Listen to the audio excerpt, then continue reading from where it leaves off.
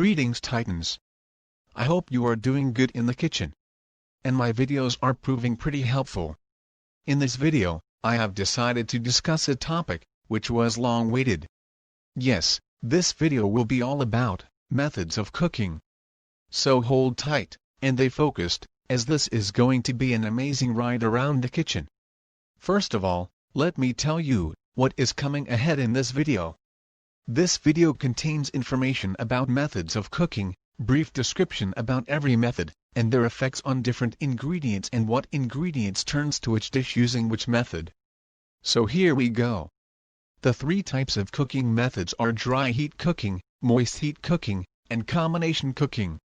Each of these methods uses heat to affect foods in a different way. All cooking techniques, from grilling to steaming, can be grouped under one of these three methods. Understanding and mastering the different types of cooking methods is essential to becoming a great chef or home cook. Knowledge of cooking techniques allows you to work with a variety of ingredients and kitchen equipment to achieve consistent, flavorful results in your cooking. So, dry heat cooking works without the presence of any moisture, broth, or water. Instead, it relies on the circulation of hot air or contact with fat to transfer heat to foods. Temperatures of 300 degrees or hotter are used to create browning, a reaction where the amino acids and sugars in food turn brown and create a distinct aroma and flavor. The unique scents of toasted bread or seared meat are both examples of dry heat cooking at work. Dry heat method includes broiling. Broiling works by transferring extremely high heat onto food, usually directed from a radiant located above the food which cooks on one side at a time. Browning can occur very quickly with this method, sealing juices and flavor inside and leaving a crisp exterior. Because this cooking method is fast, it's helpful to use a timer or check the doneness so foods don't become burnt or overcooked. In commercial kitchens, broiling can be performed with a salamander or broiler oven. Best foods for broiling includes meats like steaks, pork chops or hamburger patties. Tender cuts preferred because the dry heat will quickly evaporate moisture and dry out the meat. Poultry like chicken or turkey cutlets, breast halves, quarters and legs in the broiler are used for flavorful results. For fish choose thick, sturdy fish like salmon, because it can handle high heat and don't dry out easily. Fruits and veggies are also broiled. Try broiling peaches or grapefruit for a unique and great menu. Next is grilling. It's similar to broiling, in that it uses radiant heat to cook foods quickly. Most commonly, grilling equipment will feature an open grate with a heat source located beneath the food. Flipping is required to cook foods on both sides and grill marks from the hot grate or rack are desirable. Best foods for grilling are burgers. Ground hamburger meat is moist and cooks up very well on a hot grill. In case of meat, the dry heat from grilling will quickly remove moisture from meat, so it's best to choose tender cuts or marinate the meat first. The poultry-like boneless cuts of chicken work best because they will grill more evenly. Whole chickens can be grilled, but spatchcocking is recommended. The fish like salmon, tuna, and swordfish steaks are sturdy enough for the grill and won't dry out quickly. It's possible to wrap fish in foil before placing it on the grates to prevent it from falling through. Next we will talk about roasting. Nope. It's not the roasting that Carrie Minotti do. It is similar but different one. Roasting is performed inside an oven and uses indirect heat that cooks from all sides for even browning. This method of cooking works more slowly, coaxing flavors out of meats and vegetables. Roasting can be performed at very low temperatures between 200 degrees and 350 degrees Fahrenheit for tougher cuts of meat, or higher temperatures up to 450 degrees Fahrenheit for more tender cuts. Best foods for roasting have meats like large cuts of meat that roast slowly and evenly. Prime rib, beef tenderloin, pork butt or shoulder, and pork loin all benefit from roasting. For poultry, whole chickens or turkeys can be placed in a roasting pan or on a rotisserie spit and cooked for several hours for a moist and flavorful product. For fruits and veggies, roasting is a great way to bring out the best qualities in fruits and vegetables. Grapes, cherries, and tomatoes can be roasted to intensify their flavors. Pumpkin, squash, eggplant, and cauliflower are also excellent candidates for roasting. Next is baking. Baking and roasting both use indirect heat to surround foods and cook from all sides. The term roasting is used when cooking meats or vegetables, and baking is used when making bread, rolls, and cakes. Technically, these cooking methods are the same, but baking is usually performed at lower temperatures than roasting. Best foods for baking include all baked goods. Baking transforms wet dough or batter into a final product with a firm texture. Bread, pastries, and cakes are all baked. As pizzas are baked in a hot oven, the dough becomes firm, a crust is formed, and the cheese topping melts. Next we have sauteing. Sauteing is performed over a burner in a hot, shallow pan and uses a small amount of oil or fat to coat food for even browning. This method cooks foods very quickly, so it's best to keep the food moving by tossing or flipping. Sauté is a French word that translates to jump. To achieve great results with sautéing, make sure the oiled pan is hot before adding any food, don't overcrowd the pan with too many items, and stir or toss frequently. Best foods for sautéing are meats, as sautéing cooks quickly, so tender meats work best. Use ground beef, tenderloin, or medallions in a sauté pan. Small, uniformly sized cuts of meat brown evenly.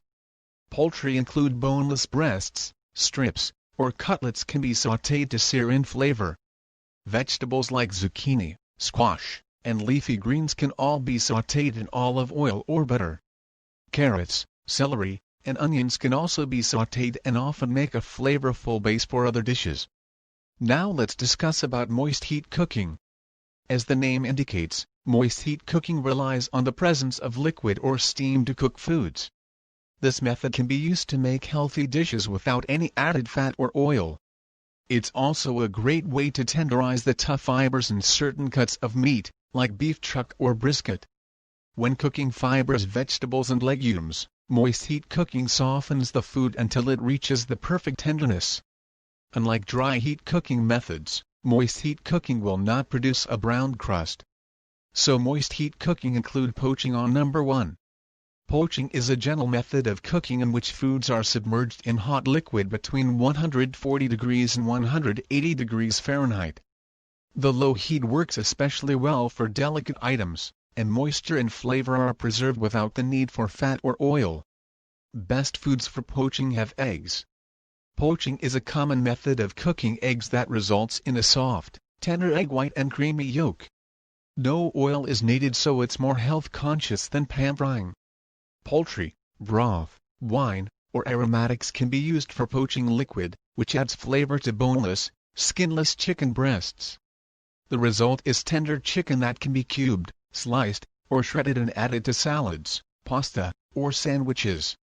Fish. Poaching is a great way to preserve the delicate texture of light fish like tilapia, cod, and sole. A special broth, called court bouillon, is used to add flavor to the fish as it cooks. If you have seen my last video, then you must remember that court bouillon was mentioned in that video also. If you haven't seen that video, then the link is in the I button of this video. You can go and watch it anytime. Fruit. Use a sweetened liquid to poach fruits like pears or apples for a unique dessert. The flavor of the fruit is deepened and the texture becomes soft and tender. Any leftover liquid can be used to make a flavored syrup to serve with the fruit. Now we have next, simmering. Simmering is also a gentle method of cooking foods but uses higher temperatures than poaching, usually between 180 degrees and 205 degrees Fahrenheit. This temperature range lies below the boiling point and produces tiny bubbles. To achieve a simmer, first bring water to the boiling point and then lower the temperature. Rice. Simmering produces cooked rice with a light, fluffy texture. Using water that is boiling or too hot causes the rice to become sticky and dry. Meats. Choose tougher cuts of meat that will release fat and collagen as they simmer, like chuck roast.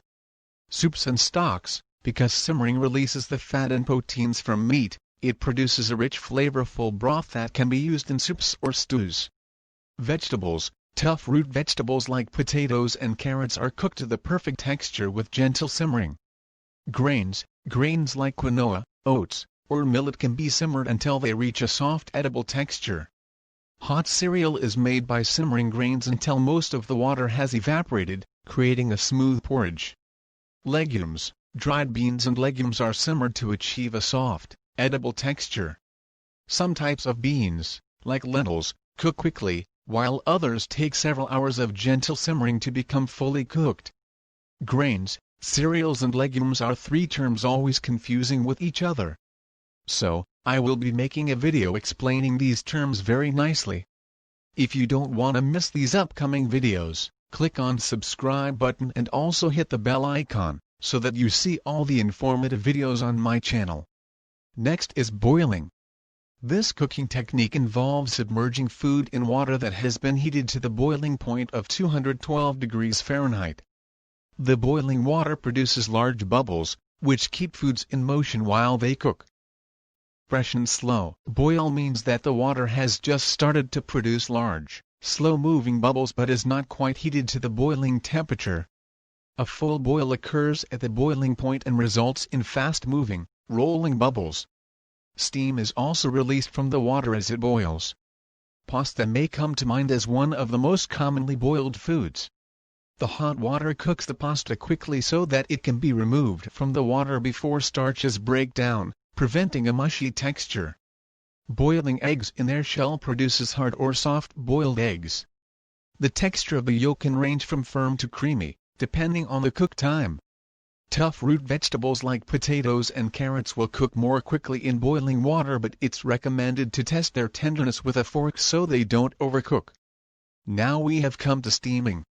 In steaming, water is boiled continuously to produce a steady amount of steam. The steam surrounds foods and cooks evenly while retaining moisture. Steaming can be performed in a few different ways. For high-volume kitchens, a commercial steamer or combi oven is the most efficient. Other methods of steaming include using a pot and steamer basket, using a microwave, or wrapping foods in foil so they can steam in the oven. Most vegetables can be steamed with great results. Sturdy veggies like beets, carrots, and potatoes will steam for longer than delicate foods like leafy greens.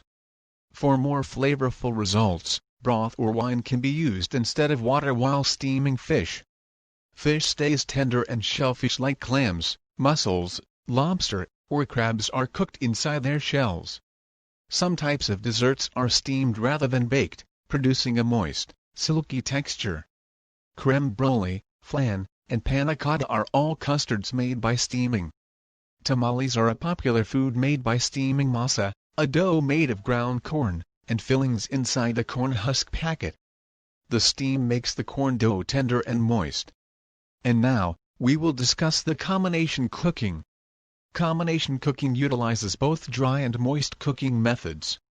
Foods are cooked in liquids at low heat for an extended period of time, resulting in a fork-tender product.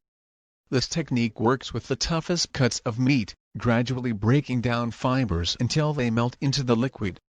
Let's discuss braising. During braising, foods are first seared in a hot oiled pan, then transferred to a larger pot to cook in hot liquid. The foods are only partially submerged in simmering water, broth, or stock. Using low heat, the foods soften over an extended cook time and the liquid becomes reduced with intensified flavors. Braising is a great method for producing fork-tender meats that fall off the bone. Braising is most commonly used with cheaper, tougher cuts of meat because it softens and tenderizes the muscle fibers. Choose pork shoulder, chuck roast, or lamb shank. Vegetables can be braised along with meat to add more flavor, or they can be braised alone as their own dish. Root vegetables like potatoes, beets, and turnips are softened during braising. Celery and fennel also respond well to braising, absorbing liquid but maintaining a firm texture. Legumes, lentils, chickpeas, and green beans can be braised in broth or wine for a texture that's soft but not mushy. Let's move to stewing now. The key difference between stewing and braising is that foods are completely submerged in hot liquid while stewing instead of being partially submerged. Smaller cuts of meat are used in a stew, but the method of slow cooking at low heat is the same. As the stew cooks, fibrous vegetables break down and fat and collagen from the meats melt away. The result is a thick, flavorful gravy filled with tender bites of meat and soft vegetables. Meats that are rich in collagen and fat do well in a stew pot. Avoid lean cuts and choose brisket, oxtail, or chuck roast. Vegetables add depth to your stews. Onions, carrots, potatoes, and celery are common choices for building a stew, but also consider parsnips, turnips, or rutabaga.